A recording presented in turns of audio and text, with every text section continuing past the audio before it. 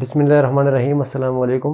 पिछली वीडियोस में हम आयल्स राइटिंग मॉड्यूल की बात कर रहे थे और राइटिंग मॉड्यूल में जो है हम टास्क 2 जो है वो डिस्कस कर रहे थे। टास्क 2 में हम मुख्तलिफ ऐसे डिस्कस कर रहे थे कि अगर इस तरह के एसेस जो है वो आपको अपने टास्क 2 में आ जाए आयल्स में, तो आपको किस तरह जो है उसको सॉल्व करेंगे। सही है, तो सारे एसेस जो है वो हमने नंबर बाय नंबर जो है एक एक वीडियो में हमने डिस्कस किए थे। उसमें से जो लास्ट ऐसे रह गया था वो था काजेज एंड इफेक्ट्स ऐसे। तो आपको काज एंड इफेक्ट्स ऐसे जो है ये भी जो है वो आयल्स टास्क 2 में जो है वो आ सकता है। तो अगर आपको काज एंड इफेक्ट्स ऐसे आ जाए तो आपने किस तरीके से उसको जो है वो सॉल्व करना है। तो हमने एग्जांपल के तौर पर एक ऐसे जो है यहाँ डिस्कस किया है। इस तरीके से आप जो है वो काज एंड इफेक्ट वाले ऐसे जो है वो सॉल्व करेंगे। सही है, तो सबसे पहले तो आपको याद होना चाहिए कि टास्क 2 में जो भी ऐसे आपने हल करना है उसके उसके जो वर्ड्स होंगे वो 250 वर्ड से कम नहीं होने चाहिए और 300 से वो अबव नहीं होने चाहिए। ठीक है, एटलीस्ट वो 250 वर्ड्स मांगते हैं और आप अगर ज़्यादा से ज़्यादा जाते हो तो 300 तक जाओ। सबसे बेस्ट जो होता है वो 250 से लेकर 270 तक जो वर्ड्स होते हैं उनमें अगर आपने उसको समेट लिया तो बहुत अच्छा बात है। लेकिन अगर उसमें नहीं समेट सके तो 300 तक आप जा सकते हो। 300 से ज़्यादा जो है वो ओवर हो जाएगा और फिर आपसे जो है वो उसके नंबर भी काट सकते हैं। ठीक है, तो काज एंड इफेक्ट ऐसे जो है वो आपने किस तरह सॉल्व करना है। तो उन्होंने आपको एक स्टेटमेंट दिया होगा और फिर कहेंगे कि इसके इफेक्ट्स क्या हो सकते हैं और इसके कासेस इसके जो है वो काजेस क्या हो सकते हैं और इसके जो है वो इफेक्ट्स क्या हो सकते हैं। तो आपने फिर उनके काजेस लिखने हैं और उसके जो है वो इफेक्ट्स लिखने हैं। तो किस तरह लिखते हैं, सबसे पहले जो आपने इंट्रोडक्शन लिखना है। इंट्रोडक्शन में आपने क्या करना है, इंट्रोडक्शन में जो है आपने इंट्रोडक्शन जो है आपने 2 सेंटेंसेस में लिखना है। फर्स्ट सेंटेंस में जो है उन्होंने आपको जो स्टेटमेंट दिया हुआ है वही स्टेटमेंट को आपने क्या करना है, वही स्टेटमेंट को आपने पैराफ्रेज करना है अच्छी वोकैबुलरी में।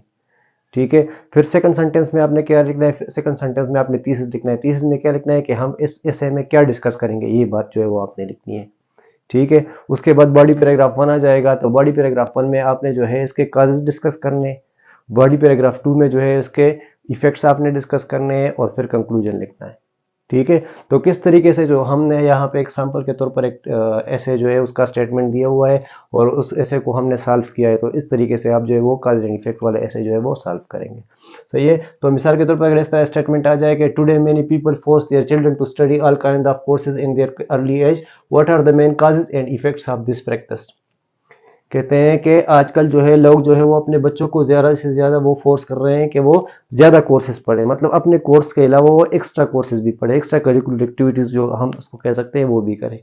सही है, तो इसके जो है वो कहते हैं कि क्या काजेज हो सकते हैं और इफेक्ट्स इसके जो है वो क्या काजेज हो सकते हैं और इफेक्ट्स इसके जो है वो क्या हो सकते हैं। सही है, तो यहाँ तक तो उन्होंने हमें जो है ऑलरेडी क्वेश्चन दिया होगा स्टेटमेंट। सही है, तो आपने क्या करना है, आपने यहाँ तक जो स्टेटमेंट है अर्ली एज तक, सही है, इस क्वेश्चन मार्क से पहले, क्वेश्चन वाला स्टेटमेंट से पहले जो क्वेश्चन वाला जो सेंटेंस है इससे पहले जो आपके पास जो स्टेटमेंट है उसको आपने जो है इंट्रोडक्शन में सबसे पहले इसको पैराफ्रेज करना है अपने अल्फाज में। तो इसको मैंने जो है वो पैराफ्रेज किया है। किस तरह मैंने पैराफ्रेज किया है, मैंने लिखा है कि इन today's era of high competition In today's era of high competition, most of the parents are pushing their kids to learn extracurricular activities. This essay would shed light on the causes and consequences of this trend. देखिए, मैंने यहाँ activities तक जो है ये इसको paraphrase किया है। सही है, मैंने क्या लिखा है, in today's era of high competition most of the parents are pushing their kids to learn extra curricular activities. यही बात जो है मैंने यहाँ भी लिखी है लेकिन सिर्फ वर्डिंग चेंज की है, मतलब दोनों का जो है वो एक ही है। सही है, फिर सेकंड सेंटेंस में मैंने क्या लिखा है, मैंने सेकंड सेंटेंस में लिखा है this essay would shed light on the causes and consequences of this trend. मैंने आपको क्या बताया, सेकंड सेंटेंस में हम थीसिस लिखेंगे और थीसिस में हम क्या लिखेंगे कि हम इस एसे में क्या डिस्कस करेंगे। तो मैंने लिखा है कि ये एसे जो है ये जो ट्रेंड आजकल चल रहा है पेरेंट्स का अपने बच्चों के साथ, तो इसका जो है क्या, इसके जो काजेज है और इसके क्या जो कंसिक्वेंसेस हो सकते हैं वो जो है हम डिस्कस करेंगे इसमें। सही है, तो ये हमारे पास टू सेंटेंसेस में जो है इसका जो है प्रॉपर इंट्रोडक्शन आ गया। इसके बाद हम बॉडी पैराग्राफ 1 की तरफ जाते हैं। आपको मैंने पहले भी बताया कि बॉडी पैराग्राफ 1 में हम क्या बॉडी पैराग्राफ 1 में जो है हम क्या एक्सप्लेन करेंगे, इसमें हम जो है वो काजेज एक्सप्लेन करेंगे कि क्या काजेज जो है वो हो सकते हैं। तो मैंने शुरू किया है टू इनिशिएट विथ, इस तरह के वर्ड से आप भी शुरू करें, to initiate with, to begin with, इस तरह के वर्ड से आप जो है वो शुरू कर सकते हैं। तो मैंने लिखा है कि to initiate with the significant basis of this development, first most people want their children to be highly competitive and capable of multiple skills like dancing, singing, cooking, coding, decoding and communication skills. This is because when they grow up they will not face any problem in getting a good job. Secondly, out of jealousy and comparison, most parents observe what other children are doing. Now, just to keep their own children ahead in the race, parents oblige them to learn new and different skills.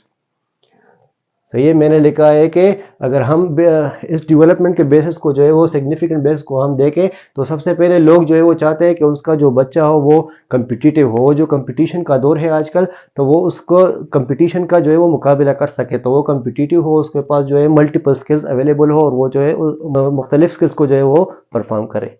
सही है, like dancing, singing, cooking, coding, decoding and communication skills, ये मुख्तलिफ skills है, ये भी बच्चों में जो है वो होना चाहिए। पेरेंट्स जो है वो आजकल यही सोच रहे हैं। ठीक है, तो ये किस लिए, ये इसलिए कि जब वो बड़े हो जाए तो उनको जो है वो जॉब ढूंढने में जो है वो आसानी हो, वो जो है जॉब जो है वो आसानी से वो उसको मिले और उसको कोई मुश्किल जो है वो पेश ना आए। सेकेंडली क्या कहते हैं, सेकेंडली आउट ऑफ जेलसी या कंपैरिजन के ज़्यादातर पेरेंट्स क्या करते हैं, वो ऑब्जर्व करते हैं कि दूसरे बच्चे क्या करते हैं, तो फिर वो क्या करते हैं, फिर वो अपने बच्चों को जो है उनको और ज़्यादा जो है उनको पढ़ाते हैं, उनको वो जो एक्स्ट्रा करिकुलर एक्टिविटीज़ है उनको सिखाते हैं ताकि वो इस रेस में दूसरे बच्चों से जो है वो आगे जा सके।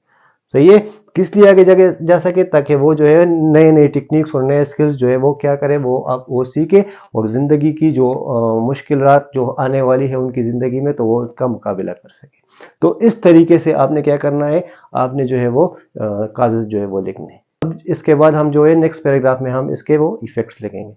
ठीक है, और बाद आखिर में जो है वो कंक्लूजन आ जाएगा। अच्छा, अब जो है हम नेक्स्ट पैराग्राफ में उसके जो पॉसिबल इफेक्ट्स है वो हम डिस्कस करते हैं। किस तरह डिस्कस करेंगे? This tendency has both positive and negative effects on children. If we talk about the positive consequences, children do learn different skills and become well adapted to life. Apart from that, they evolve a better understanding of the world and challenges ahead. Consequently, this attitude enables them to face any hard situation in life. On the other hand, kids lose their innocent childhood activities while learning this type of curriculum. They do not get an opportunity to pursue what they like to do. This inhibits their mental growth and as well as can develop negative thinking about their parents.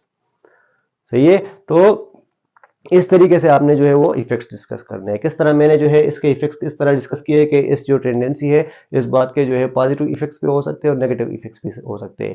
एक तरफ अगर हम देखें तो बच्चे जो है वो पेरेंट्स जो है वो बच्चों को जो है नए नए स्किल्स जो है नए एबिलिटीज जो है वो सिखाए, तो इससे क्या होगा, आपको जो है फ्यूचर में जो है ज़िंदगी में आसानी होगी, वो जो कंपटीशन होगा ज़िंदगी में वो उसमें जो है वो अच्छी तरह से आगे जा सकेंगे और अपना जो है वो जॉब ढूंढ सकेंगे, अपनी ज़िंदगी का मुकाबला कर सकेंगे, दुनिया का मुकाबला कर सकेंगे। ठीक है, लेकिन दूसरी तरफ अगर हम देखें तो ये तो ठीक है, वो स्टडी पर फोकस करेंगे, लेकिन अगर आप उन पर इतना ज़्यादा फोकस करें उन बच्चों को कि उनका जो इनोसेंस चाइल्डहुड है, उनके जो चाइल्डहुड एक्टिविटीज़ है वो मुतासर हो, उनको फ्रीडम न मिले। सही है, तो इसकी वजह से फिर जहनी असर भी पड़ेगा उसके साथ साथ। तो बाज़ औक़ात इस तरह भी होता है कि फिर बच्चे जो है अपने वालिदैन को जो है वो बुरा समझने लग जाते हैं कि ये हर वक्त हम पे जो है बोझ डाला हुआ है, अपने जो है थोड़ी सी भी अपनी मर्जी को जो है वो खेल कूद वगैरह को जो है हमें नहीं छोड़ते, तो ऐसे जो है फिर वो मेंटली डिस्टर्ब हो जाते हैं और साथ साथ negative thinking about their parents जो है उनमें पैदा हो जाती है। तो इस तरीके से जो है आप तो ये इसके जो है वो नेगेटिव इफेक्ट्स भी हो सकते हैं। तो इस तरीके से आपने जो है अपने इफेक्ट्स जो है वो सेकंड पैराग्राफ में डिस्कस करने हैं जिस तरह मैंने किया है। ठीक है, ये आपके लिए एग्जाम्पल है। इसी तरीके से आपको अगर कोई भी ऐसे आ जाए तो इस तरीके से आपने उसके जो है वो पॉसिबल इफेक्ट्स जो होंगे वो आपने डिस्कस करने होंगे। ठीक है, इसके बाद जो है कंक्लूजन की तरफ आते हैं। तो कंक्लूजन में आपने क्या डिस्कस करना है, कंक्लूजन में आपने डिस्कस करना है कि आपने सारे ऐसे से क्या अखज़ किया। सही है, तो कंक्लूजन स्टार्ट कहाँ से लेना है, कंक्लूजन जो है इसमें आपने स्टार्ट लेना है इन कंक्लूजन या टू सम अप या टू समराइज, इस तरह के वर्ड से जो है वो आपने स्टार्ट लेना है। ठीक है, फिर मैंने लिखा है कि according to my opinion parents should motivate their kids to learn new skills to make them better individual, however if it comes at the cost of their children I do not go with it. Youngsters must be given enough time to grow and blossom with freedom and calmness. मैंने लिखा है कि अगर हम conclusion में अगर हम देखें तो मेरी ओपिनियन के मुताबिक पेरेंट्स को जो है वो चाहिए कि वो अपने बच्चों को मोटिवेट करे कि वो नए नए टेक्निक्स सीखे, नए स्किल्स जो है वो सीखे, ताकि ज़िंदगी के जो प्रॉब्लम्स है जो हार्डशिप्स है उससे उनसे मुकाबला कर सके।